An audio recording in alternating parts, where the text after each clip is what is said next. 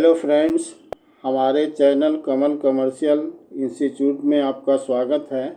आज रामधारी गुप्ता खंड 2 एक्सरसाइज 5 का डिक्टेशन देने जा रहे हैं।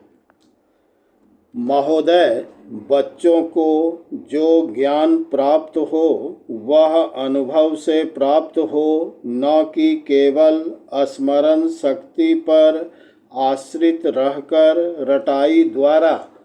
उन्होंने सोचा था और उच्चतम शिक्षा शास्त्रियों का भी यही विचार है कि इस प्रकार से प्राप्त ज्ञान बच्चों में जागरूकता, कार्यकुशलता, स्वतंत्र भावना पैदा करता है, जो इस जीवन के संग्राम में बहुत सहायक हो सकता है। दूसरा मौलिक विचार उनका यह था कि इस प्रकार की शिक्षा इस देश के लिए अनुकूल ही नहीं बल्कि अनिवार्य है। बच्चों से जो कुछ भी काम कराया जाए वह उत्पादक काम हो और उससे जो कुछ भी पैदा हो उससे शिक्षा का व्यय यदि पूरा नहीं तो अधिकांश निकल सके, क्योंकि यदि शिक्षा का व्यय दूसरे प्रकार से निकालने का प्रयत्न किया जाएगा तो वह बोझ इतना बड़ा होगा कि शिक्षा सार्वजनिक नहीं बन सकेगी। पिछले वर्षों में जो कुछ भी विचार किया गया था या प्रयोग करके देखा गया, उससे जहाँ तक मैं समझता हूँ यह वही निष्कर्ष निकाला जा सकता है जो पहले सम्मेलन में हुई बहस से निकाला जा सकता था। हमारे शिक्षा शास्त्रियों ने इस पद्धति की अनुकूलता और श्रेष्ठता तो मान ली थी, पर उनकी दृष्टि में इसके द्वारा शिक्षा का व्यय निकालना असंभव ही नहीं, अनुचित भी था। प्रयोग से देखा गया है कि इस पद्धति की उपयोगिता और इससे पूरा नहीं तो अधिकांश व्यय निकाला जा सकता है।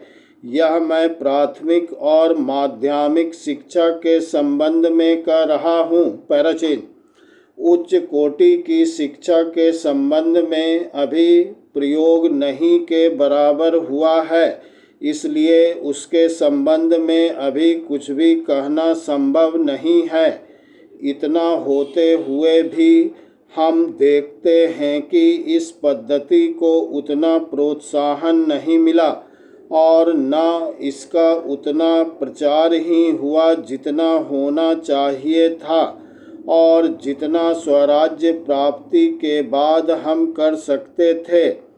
इसका कारण जहाँ तक मैं समझता हूँ यही है कि इसकी उपयोगिता प्रमाणित होने पर भी पुरानी पद्धति पर जो आस्था थी वह अभी दूर नहीं हुई है और इसी कारण शिक्षा के काम में जो व्यक्ति लगे हुए हैं उनका न तो इस ओर ध्यान गया है और न उन्होंने इस विषय पर गहराई से चिंतन किया है। पैराचिन आज भी हम इतना ही कह सकते हैं कि इस पद्धति का अभी केवल प्रयोग ही किया जा रहा है।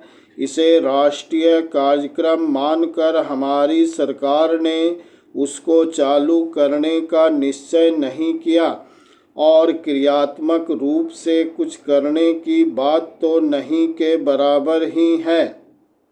उसका परिणाम यह हुआ है कि पुरानी पद्धति की संस्थाएं दिन प्रतिदिन बढ़ती जा रही है और शिक्षा पर सरकार जो कुछ भी व्यय कर सकती है या करना चाहती है उसका बहुत बड़ा अंश उस पद्धति को ही बनाए रखने में व्यय हो रहा है और इस पद्धति को बहुत कम प्रोत्साहन मिला है। मेरा अपना विश्वास है कि शिक्षा में मौलिक परिवर्तन अवश्य किया जाएगा।